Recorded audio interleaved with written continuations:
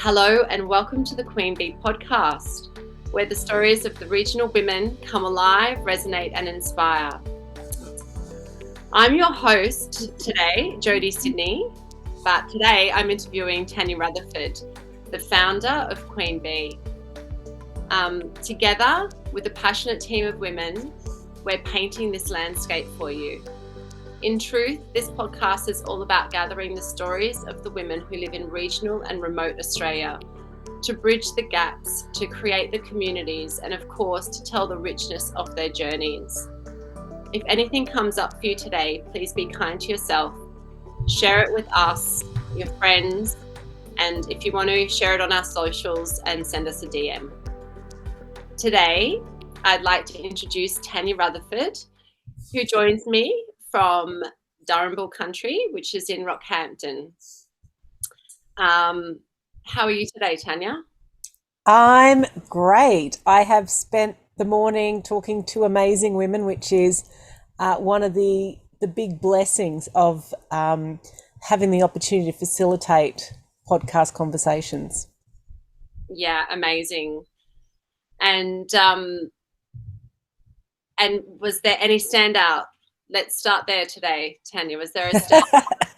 Or they're all standouts, aren't they, really? They are all standouts, and it's different stories, but often we have very similar themes.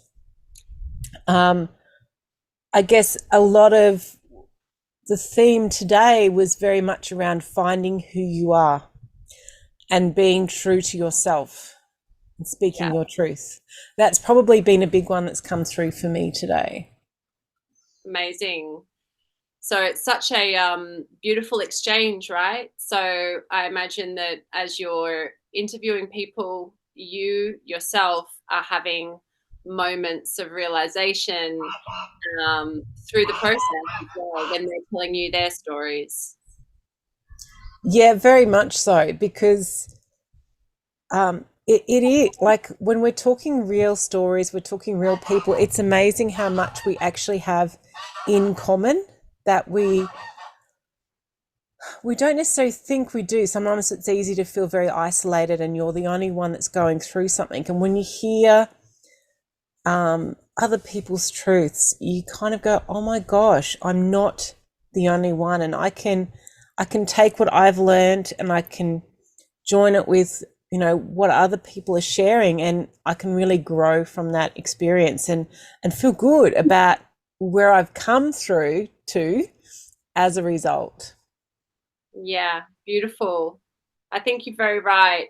We often feel like we are the only people that are experiencing anything.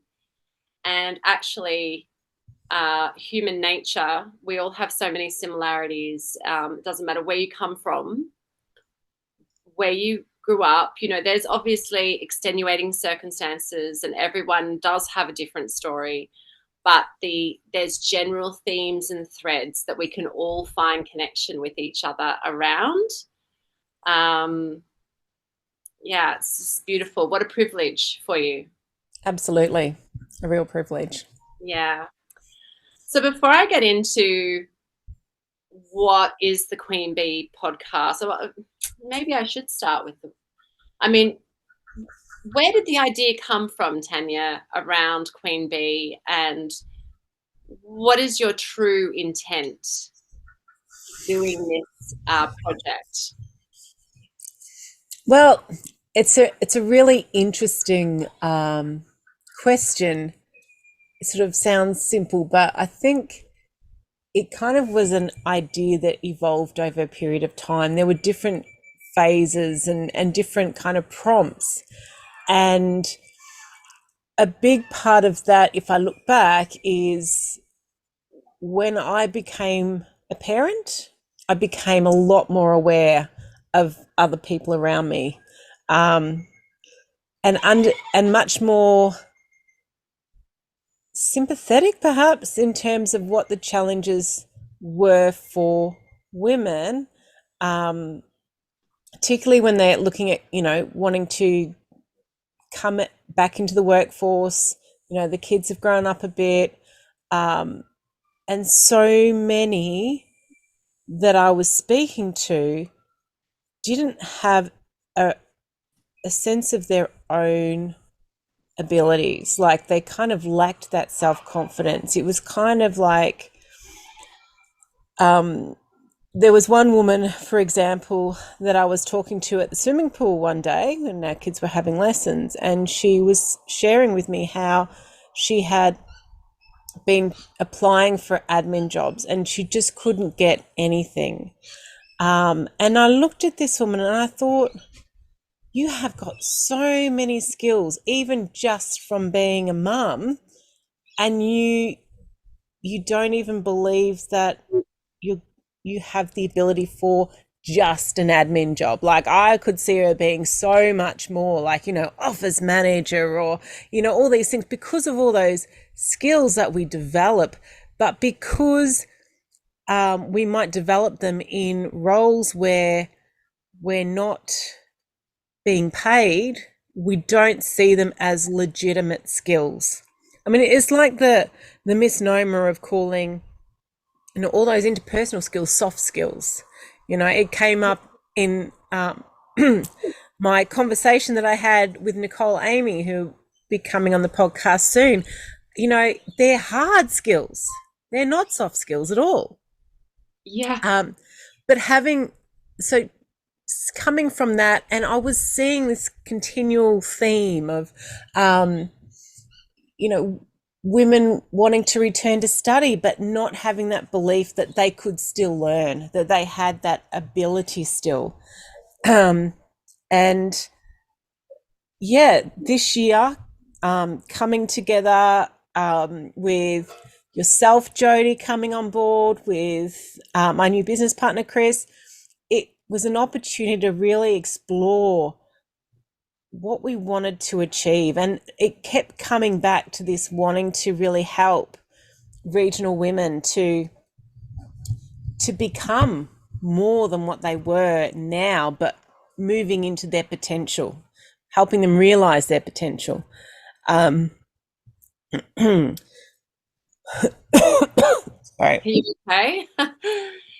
You've got a frog in your throat. Got a bit dry. Yeah, and so then moving from that, it was like, okay, well, one of my big skills, apart from talking to people constantly, is really around helping people understand themselves, understand who they are, and understanding what they bring and how they can really adapt things for their own life situation. And I guess combining those two things is really, okay, well, what is missing? And what's missing is that voice from the regions. And, what's missing is that part of the community that's not being heard. And so that's kind of, I guess, the inspiration behind creating a podcast that celebrates the stories of just normal people, normal women across regional areas of Australia. And it's also about, I guess, understanding what the concerns are. And part of that might be, okay, well, if government's wondering, maybe they can listen to our podcast. Maybe someone might like to use it for research purposes. But for us, it's very much looking at, okay, well, what are the kind of services and support that women in our community need? And by that, I mean our larger Australian women community. Yeah. And so with that in mind, we have created our Queen Bee community, early days yet. Yeah. But that is about a space where women can find people who are like themselves. So we can't always, in our geographic space, find our people or find people that we feel safe having conversations with on certain topics, whereas this is a space where you will be able to do that. And when we know the issues people are dealing with, we can bring in experts to share knowledge, to support. We can connect with other providers to make sure that people are getting what they need. We're not expecting that we're going to be the experts in everything, but really more facilitating that growth and that self-discovery and that self-strengthening that helps people get to the next level. Yeah, wonderful. Very long-winded answer. That's it's the truth of it is there's an uplift, right? Yeah, for sure. Through connection, immediate uplift, and we thrive in community. So, I really am super excited to see how how this moves through these deepening connections and listening to other people's stories and finding ourselves within their stories and being able to go, hey, that sort of sounds a bit like me, and be able to find maybe the little nugget that just makes you go, oh, great, that's all I needed to hear That's today. just what I needed. Yeah, it doesn't have to be everything, and we're not saying that we think we're going to be the answer for everyone, but it is about having folk who get you there when you need them and when you want to share. Yeah, beautiful. And so, I mean, that's where how Queen Bee has sort of come about. And I know, obviously, because I know you, I know your background, your professional background, and that you've been on a journey through development and coaching. And there's also personal development that's incorporated into that. But what I would love is to know a little bit more about Tanya Rutherford. What is that? Was there a pivotal moment in your life? And I'm not talking about the sort of incremental things, but I know when I speak to people, there's been pivotal moments where they've run into hardship and it's created this silver lining. They've been able to see the way through. Was there a moment for you in your adult years or teenage years or whatever where there was a real aha, okay, this is what I'm meant to be doing, or this has changed the direction that I was on? There's something that you'd love to share with us in this community? Yeah, I think for me, possibly the biggest aha moment I've had was when I was working at CQ University and I was looking after student mentoring, and I was also creating the student leadership program. And as an opportunity, and as part of that, I had the opportunity to do my graduate certificate in tertiary education. It was a bit of a fight because they weren't used to non-academic people doing things, but I got in, and when I was doing it, and I was working through a lot around framing learning, like framing your teaching to support your students.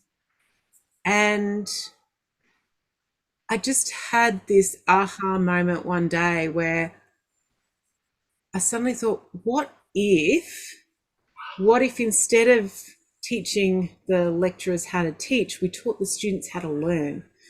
And then it wouldn't matter like what different teaching styles there were, because they would have control over their own experience.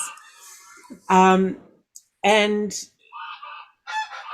that for me was huge. And I tested the idea actually when I was running training for my mentors, and I sort of said, we'd have a little icebreaker of, what was the one thing that if you knew when you first started your degree would, be a complete game changer. And anyway, I said, if I knew how to learn when I started, and they were like, oh my God, That's it. That's it. So it was kind of like, okay, so I know that this isn't just me. And so that kind of started me on the journey of creating the Learn to Learn programs, and which then evolved into our Learn, Grow, Become company, which also is now evolving into our Queen Bee initiative. But it was very much looking at, okay, well, what is it that holds people back? And there's a few things, but the biggest thing I find is when we don't know ourselves, when we don't know how we work, what we need, then we get stuck in a what someone else thinks is best for us. And that's often not how it works. We all have our own way of learning, of growing, of operating, and our life situation plays into that, and what's going on inside, and our past all plays into that. So until we actually, I guess, almost embrace all those different elements and see how they play out for us as an individual, that's when we can start making big shifts. Yeah, amazing. Amazing. So yeah, I mean, I think and what an interesting experience, right? So you would have been working in an institutional situation, and these kinds of concepts, I would imagine, would have been quite foreign. So was there a lot of, I mean, obviously you validated it in an icebreaker with your team around you, but was there a lot of hurdles that you had to go through in order to sort of push that concept and that idea into the university, into market? Uh, it's been a huge uphill battle, which kind of, it seems crazy because everyone I talk to says it's a brilliant idea, but it's just been really challenging. So at the start, I was like, okay, I really want to make this happen. It's really important. And I approached my boss at the time and I said, look, this is what I'd like to do. Can I do that in my role, looking after mentors? We can build it into the mentoring program, but it'll give, enable that skill development. And I was shocked, but I was told, no, you've got too much work to do now. You need to leave this. And for me, it was kind of like, but maybe what I'm doing, and not arguing like I had heaps of work to do, but it was kind of like, maybe I'm not doing the right stuff though. Maybe what we need to say is, okay, yes, this is really important and it's a game changer for people. Maybe there's other things that I'm doing that aren't so important that we can change. Yeah. So anyway, having that rejection, I was like, I'm going to make this anyway. I did have my own sole trader business, which is my coaching, TM Rutherford. And so I was working 4 days a week and I had 1 day a week off. And so at the time I started creating was about the time when the small business incubator, the Rockhampton Smart Hub started up.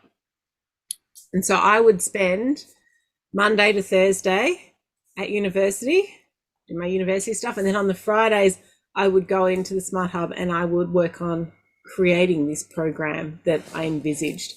And after a while, I realized that was just really stupid because I was so exhausted by Friday. I didn't have any energy to put into that. So I had to shift things around and I had Monday on my business. And then I had Tuesday to Friday, in flow.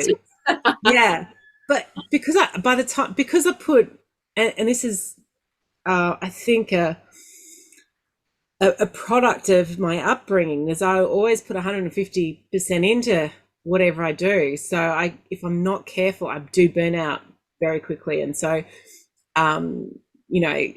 that was part of me working out what would work for me. So got that happening. I did a pilot with some students as a webinar version to test the concepts. And then I finally finished creating the online version, the self-paced, and I was able to get permission with my next boss to actually do a research project using the program. So how that worked was, you know, it was within the mentoring program, and we wanted to test one of the theories I like that is there is around, and this isn't specifically with the Learn to Learn program, but with mentoring, is that general mentoring isn't as effective as, you know, targeted mentoring. So where it's specific topics, it becomes more like coaching, to be honest. And I think that's why it's more effective. And so we wanted to test that sort of impact of whether having a guided conversation with a mentor or not having a mentor was more effective in terms of going through a personal growth program. So myself, Dr. Karina Menzies Ballantyne, and Dr. Melinda Mann set up the project. It was, I have to tell you, if you ever have to do a program with ethics approval through a university, it is excruciating. Yeah. But we got it in, and so we went through our first trial, and we were able to test the program. And it was like, you know, when you think something's right, and Yeah. then the responses you get just totally blow you out of the water, as in like so on point. Oh, right. You know that you're on the right path. Yeah. So I thought you were going to say something else. I was like, oh yeah, it was an absolute disaster. No, it wasn't a disaster. It was amazing. yeah. So what we were measuring the growth mindset. So very behavioral survey based, and then Right. focus group. So did the growth mindset kind of expand? Did they demonstrate more of those behaviors? Excuse me. So growth mindset, use of study strategies, and self-confidence, self-belief. And yeah, they like, it was like, you know, 26 to 32% increase in each of those, like from the start to the finish, of the students that we had complete at least 50% of the program. You know, one of the young ladies, she was sharing how, you know, just that knowledge retention, she kind of remembered stuff the next term rather than forgetting everything. And you know, another lady shared how it just it gave her brain permission to have a break. Like, instead of pushing herself, by understanding how her brain worked and how she needed to balance all the things in her life, she was able to slow down and think about how to study in a way that was sustainable for her. We also had another lady who, bless her, she emailed me to say, look, I'm sorry, I can't make the mentoring session this week. I had to go and take out a DVO, and that was the only time that I could do that.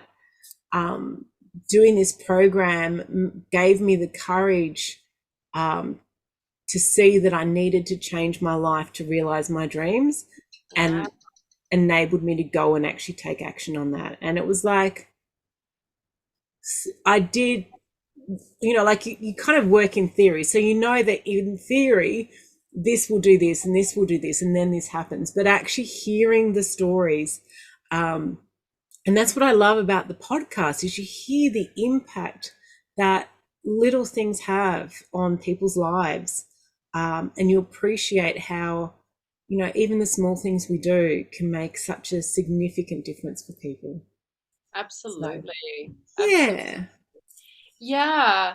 Well, I mean, it seems like that it's the appropriate evolution of you. It's almost like an extension of your heart. Is that fair to say that?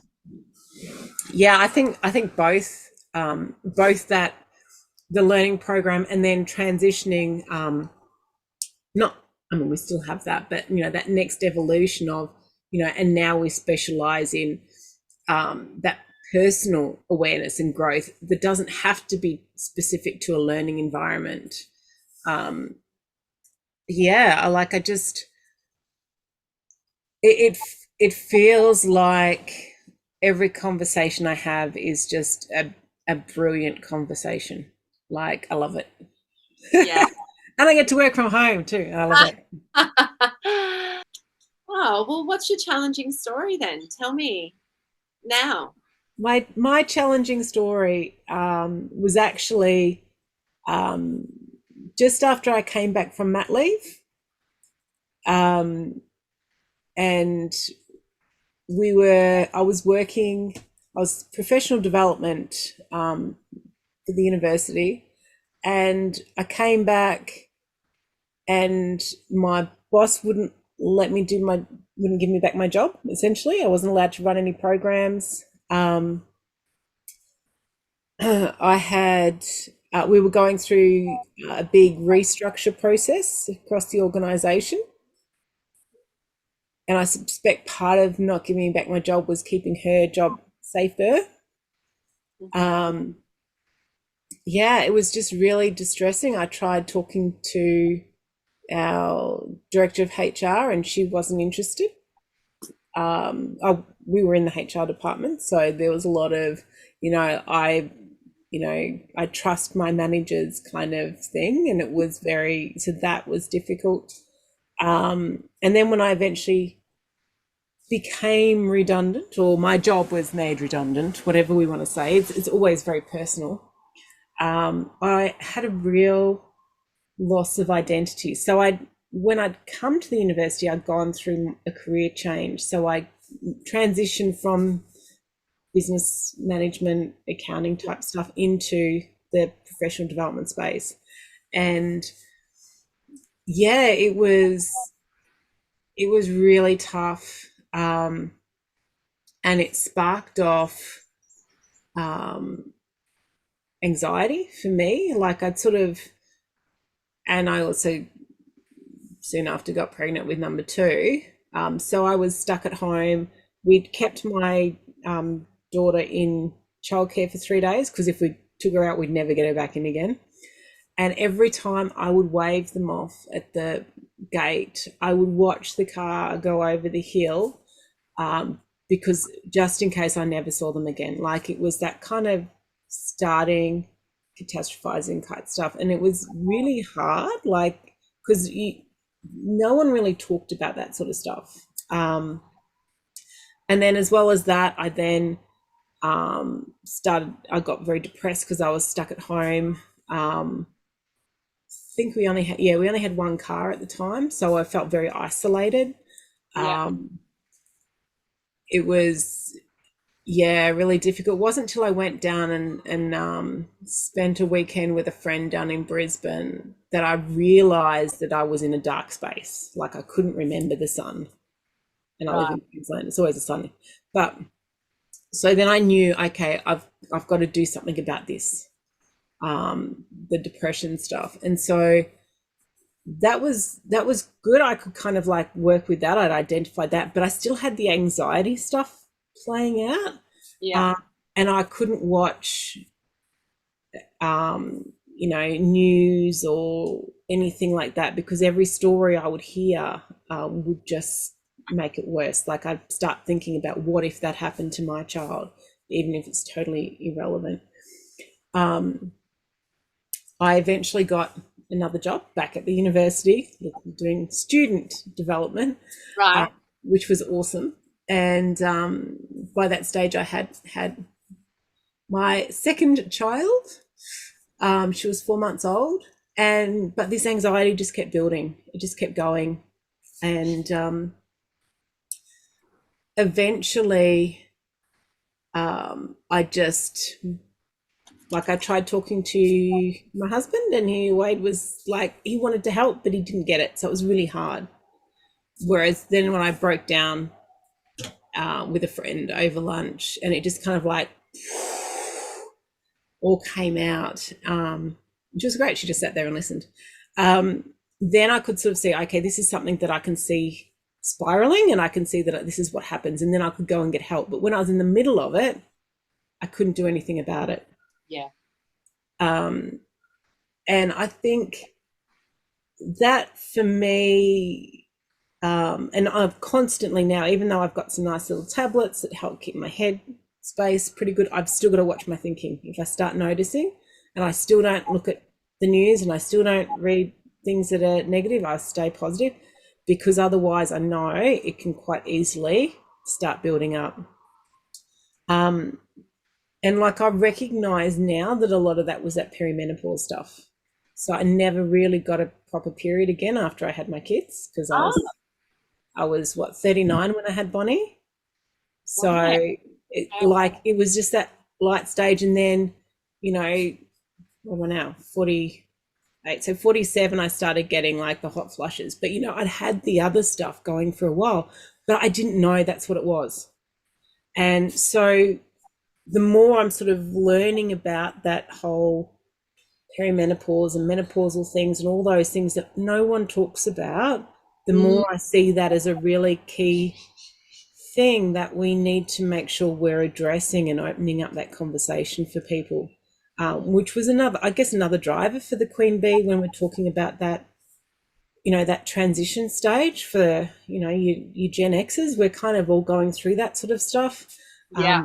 or recently gone through it. And I think, for something that happens to like half the world's population, no one talks about it. And we need to be able to talk about how these things affect us, whether it's affecting us in the workplace, affecting us in the home, personally, well-being, but then so we can actually work with it, like the learning strategies that work with our Yeah. situation. We need to be able to say, okay, well, you know what, this industrial age work environment doesn't work for me. Let's talk about how we can actually get something that's more supportive. Or, what do I need? I don't have the people to talk to in my, family group or community, local community, but maybe I have someone here in this space. So, Yeah. yeah, Yeah. It's yeah, amazing. Well, thank you for sharing. that's okay. Yeah. Yeah, I think we're only just starting to talk about it. We're only just starting to acknowledge that women actually do have periods, and it's and it. I think one of my greatest learnings has obviously been my children and being able to see how they talk about things in their generation and how starkly different that is to how we talked about stuff in our Yeah. generation. And that there's such an amazing amount of beauty from that because they're so honest. And it's because we've given them the container. And it happens throughout all generations. It's You look at incremental. it's just this next level because everyone just keeps pushing and wanting to do things differently to the way that they were done or the way that their parents did them or Yeah. whatever, like always trying to break the mold. So that we can only go up from here, right? Mm. But what's super important is, and I'm going through it, you're going through it, my friends are going through it. Yep. And those people that say that they're not going through it, well, they're just lying because they are. Well, they don't understand what it is yet, because I think, like I was talking to, because when I was talking to Natalie this morning, it's very much, you kind of, all you hear about is that you get hot flushes, but they don't talk about all the other elements that are related to it. So sometimes you don't know that what you're going through is related to, No. changes and stuff. Yeah, I felt like a crazy lady, I felt like, and yeah, you just constantly just like not quite in your body, I Yep. suppose. And that in itself is a total learning curve because you have something that's always pre-regulated you ever Yes. since you became a woman. And when you don't actually have that regulation point, where the tap just lets out a bit of steam and then you're like, okay, um, yeah, it's just a whole new thing to navigate, and actually just, and also loving it, like learning to love it, and Yeah. learning to step, lean into it as opposed to run away from it. Mm. So yeah, I'm looking forward to having that menopause podcast Expert. conversation. I reckon that'll get some tongues wagging for sure. I'm sure. Yep. Beautiful. Well, I'd love to uh, push a little bit harder into where it is that you live. Obviously, I can hear chickens, I think, in the background today. The other day it was goats, I'm pretty sure. But Tanya, where do you live exactly in Australia, and why and how did you end up where you are? I live in a beautiful part of the world, in Kawarl, um, which Which is is? on Durrumble country. And it's a funny thing, like, we're just outside of Rockhampton, and I was always like, I'm never living in Rockhampton. Um, but I moved up here from Man. I never thought I'd do that. But anyway, um, I Where met were you my, before? Sorry. sorry. Where were you before? I was in Bundaberg, and I was on eHarmony, and I met this fellow, and we met on a date, and then eventually, like very soon after, I moved up, and yeah, that's how I came to be up here specifically. Um, but it was like coming home. Like I just feel such a deep connection to this part of Australia. Like my soul, my roots are here, even though my family grew up, like we're all Victorians. Yeah. But yeah, it was just like um, where we belonged. We were meant to be. What is it? Yes. What is it about being just outside of Rockhampton that you love so much? What is it about that country? Um, I don't know. I can put my finger on. Like we were when I first moved up, we were living in Emu Park, which is on the beach. Lovely, really nice coastal, quiet town. And I would drive through Quarrel every day on my way to work and back. And I would get to Quarrel and I'd wind down my windows and I'd breathe in the fresh air and I'd like fill up my soul. And there was this cute little house. There's a little cream house with a blue roof, a little old Queenslander. And I used to see it on my way home every day. And I was on my way home one day and I saw a for sale sign. And I'm like, as soon as I got home, I'm like, wait, we've got to go. Our little house is up for sale. We've got to check it out. Yeah, it was, and it's just one of those, like the house, you just feels, you go into houses where they just got a good soul, and it has a good soul. The country around here is just beautiful. It's a very, it feels very spiritual around Yeah. here. And yeah, just I think old country. It just feels maybe it feels a little less damaged than some parts of the world. So, but yeah, we're here. Um, we've got goats. We've got geese, which is what I think you actually heard before. We do Okay. have chickens. Yeah. Um, we've got turkeys. We've got ducks. A couple of different types of ducks. We've got pigs. Lots of pigs. Little And mini pigs, but there's lots of them. So I've got piglets I've been bottle feeding at night at oh, the moment because they're kind of a bit mumless. So I'm mum. I'm everyone's mum. I just the mum for everything. you are the mum Um, for everything. yep. I love that. I love that. It's like even the pigs realize that. Oh, yeah. Pigs, dogs, cats, children. Um, Maybe not the goldfish. I don't maybe think no, goldfish maybe reminds not, me. maybe not.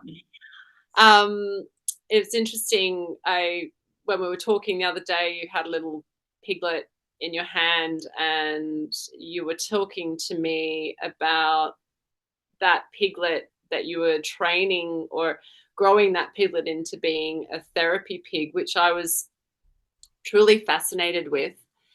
And I haven't told you this, but I was at a gathering the day after that, and I met a lady who has pet pigs.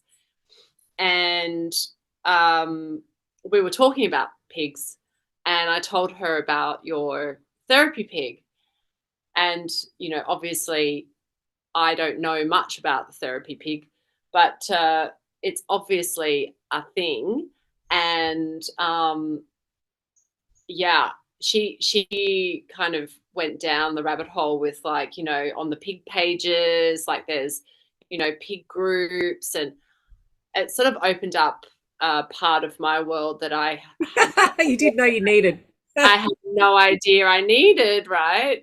So I kind of almost see there's like some similarity there with this whole, like, what we're doing with Queen Bee is that you sometimes don't know the story you're going to get, or the bit of information, and then something else opens up, and all of a sudden you're like, oh, aha, right, and I suppose that sort of goes into how, where I'm going with this is like how the stories are curated for Queen Bee, and the value that they offer, like even through the process of where we started this conversation today. You're talking about the woman that you interviewed today, around the breath work and Yeah. how important it is.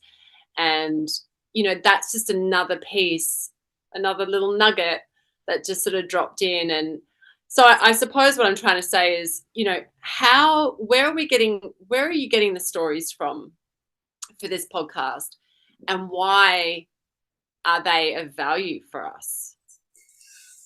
That's a really interesting question. Not that your other questions haven't been, by the way. um, well, I guess for like at this stage, because it's early days, it's really looking at who are the people that we know and what are the stories that we are familiar with through our connections. And I've already had, like, as we've started recording this week, I've already had someone who sort of said, "Oh, I know this person; they'd be great. Can they come on the podcast?" And I think that's how we'll grow a lot of it. Is really that people who they know someone who has a great story to share, Yeah. and they reach out to us and let us know.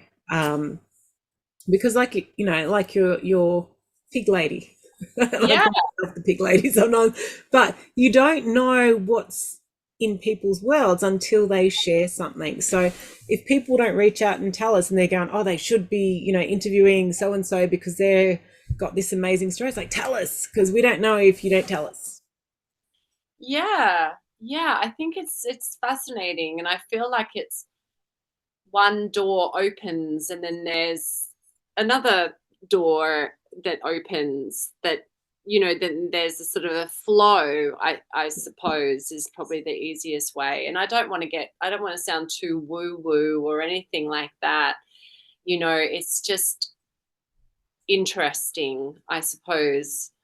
Here we are talking about pigs one day, the next minute my whole world's open to pig directories and pig pages and things. And it's like, oh my gosh, there's a whole uh, subculture there that I had no idea about. There's a whole community of people that are talking about the Yeah. same things. It's just, yeah, it's wonderful. Um, yeah, I'm really excited to see and hear the stories, Tanya, of the women from Australia, regional, rural, remote communities, and to find those threads that come through. Yeah, it is just such an interesting journey. Like, just yeah, I love it. Yeah, yeah. I feel very blessed. I feel very blessed because people are trusting us with their stories, and and and sharing very honestly of the things that they've gone through, which can be very vulnerable. You know, some of us gone through some pretty tough times, and being able to share that publicly, you know, that's there's a lot of trust involved, and that's beautiful, and we respect that. Absolutely. Absolutely. So, what sort of themes and topics will you be Hmm. focusing your energy on, or is any conversation up for grabs? Um, Pretty much any conversation up for grabs, I think. But having said that, it is we want to be uplifting, so it's about the things that you know, we can influence. It's the things that we can um, grow positively from. We don't want to be, um, you know, just focused on the challenges. Like, yes, we want to know the challenges, but it's that moving from the challenges into a positive space, which I think is the really important things to remember. I think if we surround ourselves with just the challenges, um, it's hard to find our way out of that. And when we're in a stuck place, knowing that others have been there before us and have got through that, I think is actually quite empowering. And knowing that, you know, actually, you know what, if they've done it, then I can do that too, and I'll be okay. I will be okay.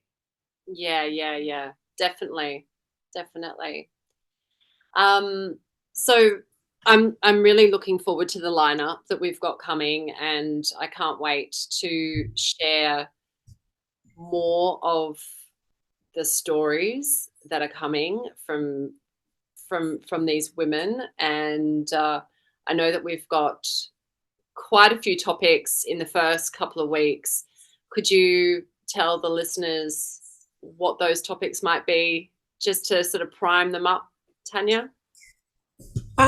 Well, we'll be and maybe if I talk career wise, we'll be talking to a musician, Yeah. a cathartic breathwork coach, Yes. a educator, actually a couple of educators in different fields. We'll be talking to someone who has created their own podcast based on a passion that they have. Um, we'll be exploring stories with I'm just thinking which ones I've got coming up.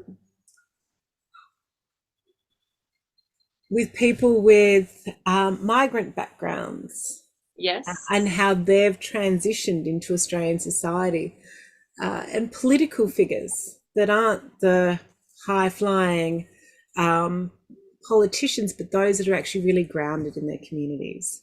So Yeah. yeah, a few to start. We have more, but they're the ones I can think of off the top of my Yeah, head. yeah, amazing, amazing, and yeah, super excited and incredibly diverse, which I think is a real testament to actually um, how diverse our communities actually are, Absolutely. how Yeah, diverse we are as women. So yeah, on that note, I'm really excited for you and the journey of Queen Bee, where it is going to, and can't wait to have more of these conversations with you. sounds great. Thanks so much, Jodie, for being part of the journey with us. Yeah, it's my absolute pleasure. The Queen Bee podcast delves into the heart of regional women's experiences, their aspirations, challenges, and journeys. It's a platform that celebrates their individuality, their resilience, and their ambition. These tales of reinvention, adaptation, inspiration, and the power of connections.